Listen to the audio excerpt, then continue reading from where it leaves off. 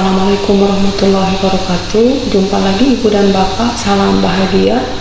Saya Mas Rida, mahasiswa Magister Pendidikan Dasar semester 3 dengan NIM 501232635 Universitas Terbuka. Pada kesempatan ini saya akan menjawab sesi 4 atau diskusi 4 untuk mata kuliah studi komparatif pendidikan dasar di berbagai negara dengan materi perkembangan TIK dalam pendidikan dasar di Indonesia.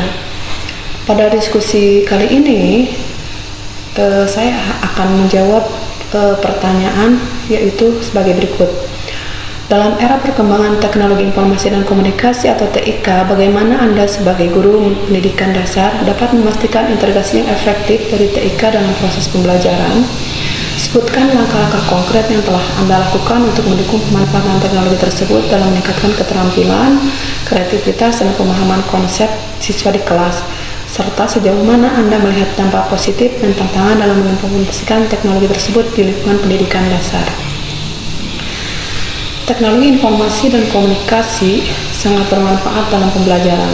Proses pembelajaran tidak jauh dari perkembangan teknologi seperti HP, notebook, TV, dan lain-lain.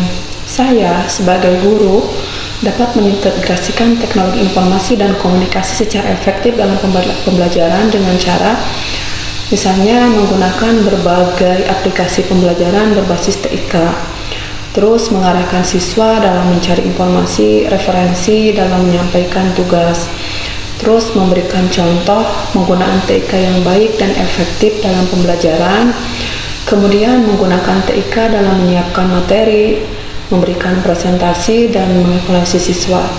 Kemudian memastikan bahwa siswa memiliki akses yang sama terhadap TIK dan sumber belajar, lalu memberikan bantuan teknis kepada siswa yang mengalami kendala, serta saya akan mengikuti workshop dan pelatihan tentang TIK untuk meningkatkan kemampuan saya.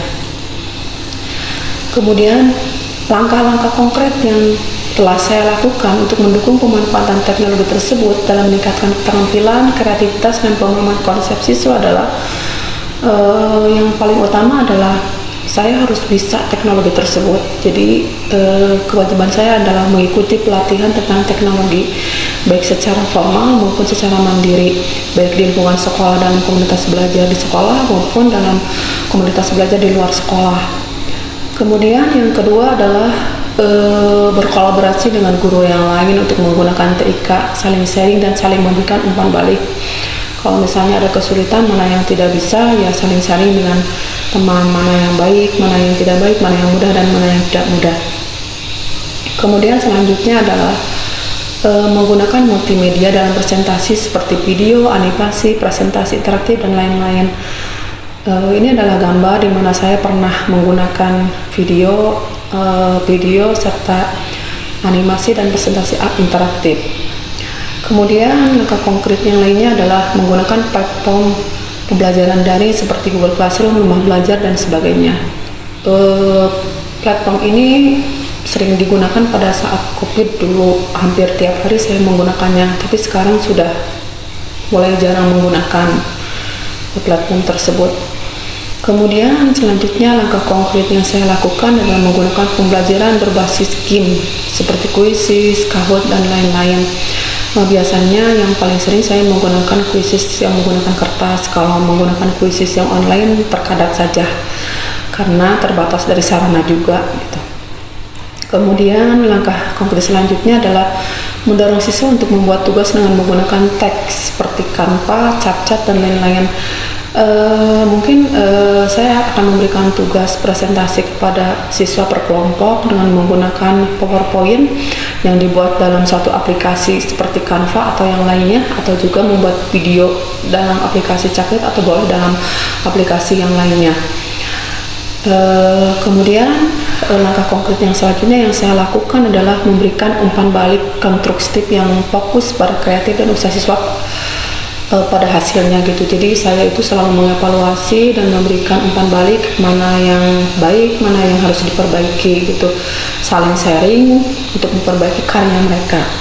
Kemudian menanyakan kepada siswa tentang penggunaan teknologi di kelas. Jadi apa yang mereka sukai tentang teknologi yang digunakan, apakah mereka senang senangnya yang seperti apa dan kapan bisa digunakan gitu.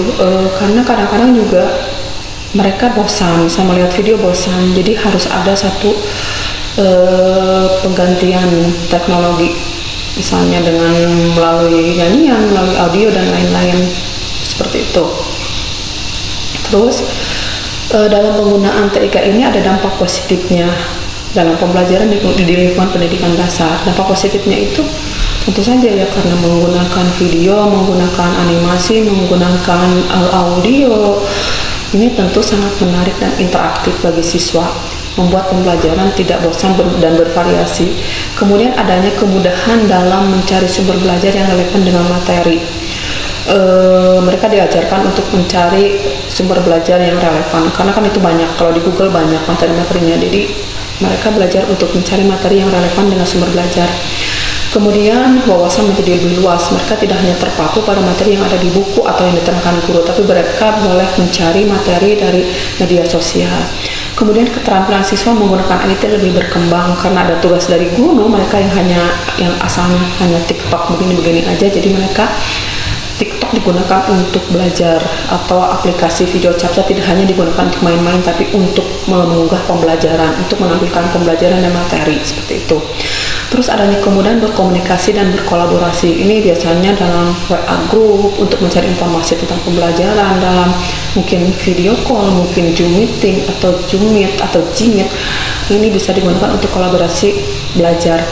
Kemudian pembelajaran lebih fleksibel baik dalam waktu maupun juga lokasi. Ini kan menggunakan media sosial atau menggunakan IT itu, kita bisa belajar di mana saja. Lokasinya boleh di rumah, boleh dimanapun, itu bisa dilakukan.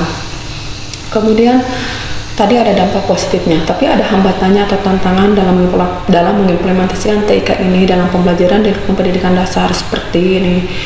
Kurangnya sarana dan prasarana, karena di sekolah saya itu terutama ya, punya proyektornya sedikit, sedangkan kelasnya banyak. Ketika saat saya mau memakai, dipakai sama yang lain. Nah, jadi kita harus saling konfirmasi kalau mau memakai gitu. Terus akses internet yang tidak ada atau kurang stabil, karena yang memakainya juga banyak. Kadang-kadang internetnya tidak stabil dan bahkan tidak ada gitu. Terus pengetahuan orang tua di rumah yang kurang paham tentang teknologi sehingga menghambat dalam mengerjakan tugas. Ketika dulu saya menggunakan Google Classroom, ada tugas yang harus dikerjakan oleh siswa, tapi orang tuanya tidak bisa membimbing anaknya karena tidak paham gitu. Terus adanya ketergantungan siswa pada teknologi. Ini karena sudah asik dengan teknologi, biasanya mereka tidak mau main di luar, jadi main juga ketika istirahat, main HP. Nah, ini adalah satu hal yang harus disadari oleh guru, bagaimana caranya supaya siswa ini jangan melulu menggunakan HP. Jadi ketika istirahat harus keluar semua, tidak boleh memegang HP itu.